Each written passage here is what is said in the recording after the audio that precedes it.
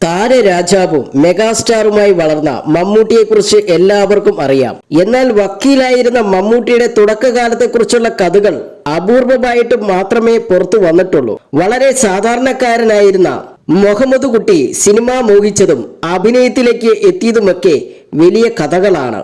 ഇപ്പോഴിതാ മേള എന്ന സിനിമയ്ക്ക് ശേഷം മമ്മൂട്ടി തന്റെ സിനിമയിൽ അഭിനയിച്ചതിനെ കുറിച്ച് പറയുകയാണ്. കുര്യൻ വർണ്ണശാല അവിചാരിതമായി മമ്മൂട്ടിയെ കണ്ടുമുട്ടിയതും അദ്ദേഹത്തിന് സിനിമയിൽ അവസരം കൊടുത്തതിനെ പറ്റിയും മാസ്റ്റർ ബിൻ യൂട്യൂബ് ചാനലിൽ നൽകിയ അഭിമുഖത്തിലാണ് കുര്യൻ തുറന്നു പറഞ്ഞത്.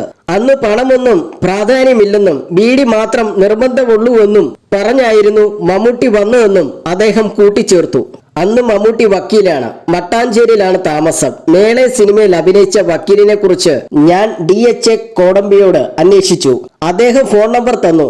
ഷൂട്ടിങ്ങിന് 10-12 ദിവസം മാത്രമേ ബാക്കിയുള്ളൂ. ആർട്ടിസ്റ്റിനെ കിട്ടിയില്ല. രതീഷിനെ ഈ കഥാപാത്രത്തിലേക്ക് നോക്കിയിരുന്നു. പക്ഷേ പുള്ളി തുഷാരം എന്ന സിനിമ ചെയ്തുകൊണ്ടിരിക്കുകയാണ്. തീരെ വരാൻ സമയമില്ല. അങ്ങനെയാണ് ഞാൻ മമ്മൂട്ടിയെ വിളിച്ചത്. മമ്മൂട്ടിയുടെ ഭാര്യ വീടാണ് മട്ടാഞ്ചേരിയിലാണുള്ളത്. അവിടെയാണ് വിളിച്ചത്. എന്റെ പേര് കുര്യൻ വർണ്ണശാല ആണെന്ന് പറഞ്ഞു. പെട്ടെന്ന് പുള്ളി അസ്തമിക്കാത്ത പകലുകൾ എന്ന സിനിമ എന്തായെന്ന് ഇങ്ങോട്ട് ചോദിച്ചു.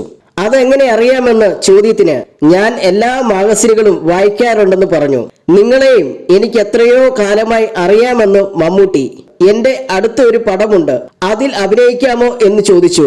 എന്നെ എങ്ങനെ മനസ്സിലായി എന്നായിരുന്നു പുള്ളി തിരിച്ചു ചോദിച്ചത്. മേള കണ്ടിരുന്നു എന്ന് മറുപടി കൊടുത്തു.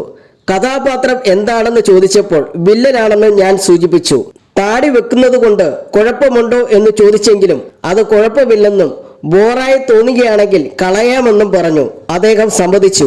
ടിക്കറ്റും മറ്റുമൊക്കെയായി പ്രൊഡക്ഷൻ ബോയെ വിടാമെന്ന് പറഞ്ഞെങ്കിലും പുള്ളി അതൊന്നും വേണ്ടെന്ന് ബസ്സിൽ കയറി വരാമെന്നും പറഞ്ഞു. അന്നവിടെ താമസിക്കാൻ 3 മുറിയേ ഉള്ളൂ.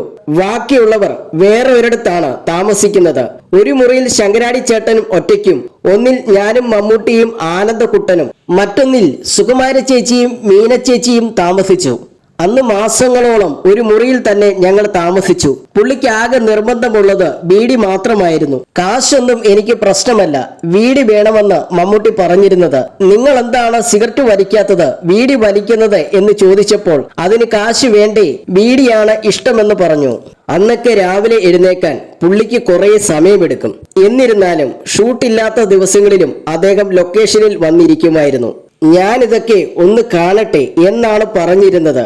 മമ്മൂട്ടിയുമായും അത്ര അടുത്ത ബന്ധം എനിക്കുണ്ടായിരുന്നു. എൻ്റെ വീട്ടിൽ കൂടാനും ഓഫീസ് ഉദ്ഘാടനത്തിനുമൊക്കെ അദ്ദേഹം വന്നിട്ടുണ്ട്.